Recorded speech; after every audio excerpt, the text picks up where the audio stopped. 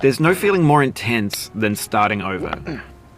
If you deleted your homework the day before it was due, as I have, or if you left your wallet at home and you have to go back after spending an hour in the commute. If you won some money at the casino and then put all your winnings on red but it came up black. If you got your best shirt dry cleaned before a wedding and then immediately dropped food on it. If you won an argument with a friend and then later discovered that they just returned to their original view. Starting over is harder than starting up. If you're not ready for that, like if you've already had a bad day, then what you're about to go through might be too much. Feel free to go away and come back. I'll be here. Alright, thanks for coming with me on this trip. I'll understand if you have to take a break at any point. Just find a safe place to stop and quit the game. Don't worry, I'll save your progress, always, even your mistakes. This game is a homage to a free game that came out in 2002 titled Sexy Hiking. The author of that game was Jazzuo, a mysterious Czech designer who was known at the time as the father of B games. And B games are rough assemblages of found objects. Designers slap them together very quickly and freely, and they're often too rough and unfriendly to gain much of a following. They're built more for the joy of building, though, than as polished products. In a certain way, Sexy Hiking is the perfect embodiment of a B game. It's built almost entirely out of found and recycled parts, and it's one of the most unusual and unfriendly games of its time. In it, your task is simply to drag yourself up a mountain with a hammer. And that act of climbing, in the digital world or in real life, has certain essential properties that give the game its flavor. No amount of forward progress is guaranteed. Some cliffs are too sheer or too slippery. And the player is constantly, unremittingly in danger of falling and losing everything. Anyway, when you start Sexy Hiking, you're standing next to this dead tree that blocks the way to the entire rest of the game. It might take you an hour to get over that tree, and a lot of people never got past it. You prod and you poke at it, exploring the limits of your reach and your strength, trying to find a way up and over. And there's a sense of truth in that lack of compromise. Most obstacles in video game worlds are fake. You can be completely confident in your ability to get through them once you have the correct method or the correct equipment or just by spending enough time. In that sense, every pixelated obstacle in Sexy Hiking is real.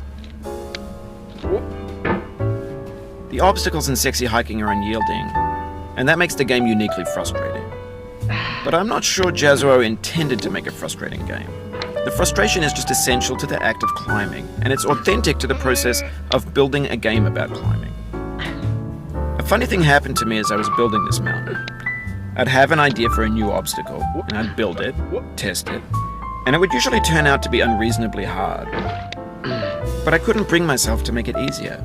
It already felt like my inability to get past a new obstacle was my fault as a player rather than as a builder. Imaginary mountains build themselves from our efforts to climb them, and it's our repeated attempts to reach the summit that turns those mountains into something real. When you're building a video game world, you're building with ideas, and that can be like working with quickset cement. You mold your ideas into a certain shape that can be played with, and in the process of playing with them, they begin to harden and set until they're immutable, like rock. And at that point, you can't change the world. Not without breaking it into pieces and starting fresh with new ideas.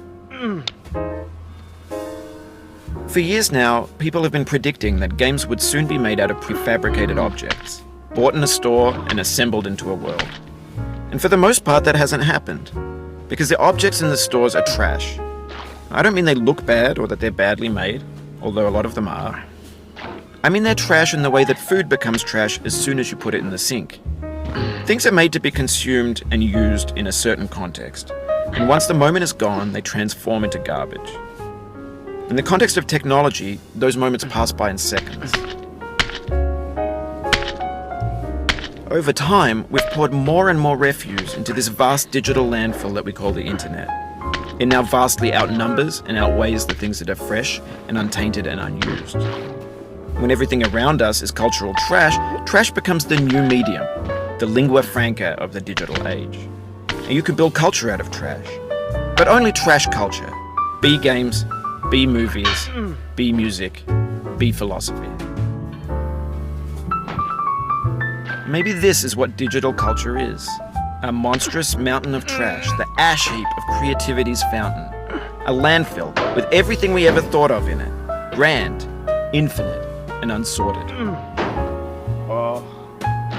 There's 3D models of breakfast, Gen X's fanfic novels, scan magazines, green screen Shia LaBeouf, banned snuff scenes on LiveLeak. Facebook's got lifelike bots with unbranded adverts and candid shots of Kanye and Taylor Swift mashups, car crash epic failed GIFs, Russian dashcam vids, discussions of McRibs, discarded, forgotten, unrecycled, muddled, rotten, untitled.